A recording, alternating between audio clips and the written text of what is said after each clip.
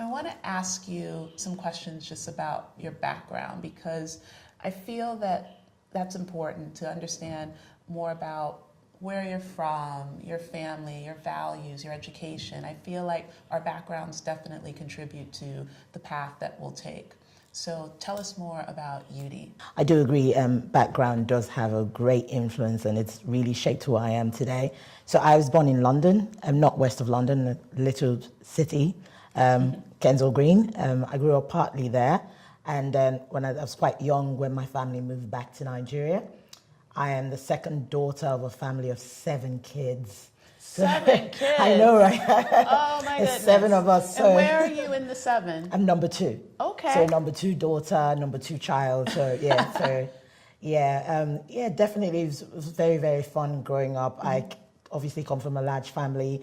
And my family sits as part of a larger family, so it was also always very busy, very boisterous, very loud. So you had to be louder to be heard. So yeah, that definitely made a huge impact in my growing up because growing up in a very African family as a woman is very different to growing up anywhere else. There's certain stereotypes you're expected to fit into. My dad raised us to break all those stereotypes. You know, he wanted us to be bold. He wanted us to be strong because there's 5 girls. You know, I'm the second girl. And I've got 2 brothers. But he raised us to think strong, to be independent, to be very vocal and articulate and drive and be driven and ambitious. So that definitely helped me a lot.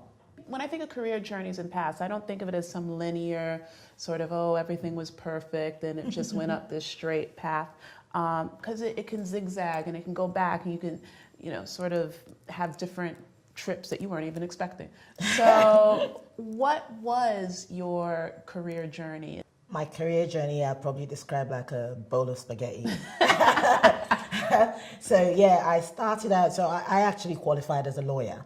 So I ended up in a completely different career path. So I started out as a lawyer, but when you're quite young, you have a certain mindset about what you want to do. I thought I'm someone who's very keen on speaking up for people who can't speak up for themselves. I'm very big on justice and doing the right things. I thought I'll be a lawyer, and well, it was what was expected of me. And I was actually the first female lawyer in my family. So it was a real big achievement.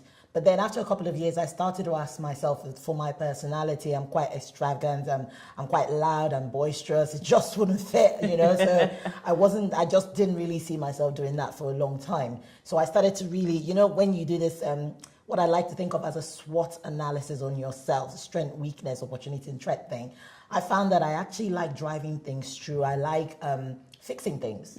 I like looking at things, working out what the problem is and trying to get to the bottom of it and fixing it. So that's how I sort of got into project management.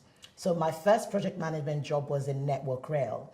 And I shadowed a number of high-profile project managers. I was literally like that boundless puppy with a lot of energy, like, teach me, tell me, Yeah. And I learned from there, and I've sort of grown, and I've worked in various other places in the financial sector, Bank of America, Santander, running projects, managing different projects, regulatory, implementing tools, that kind of stuff. So I've really grown in the industry. I'm quite, I've moved around a lot as well. So it's not been straight, not at all.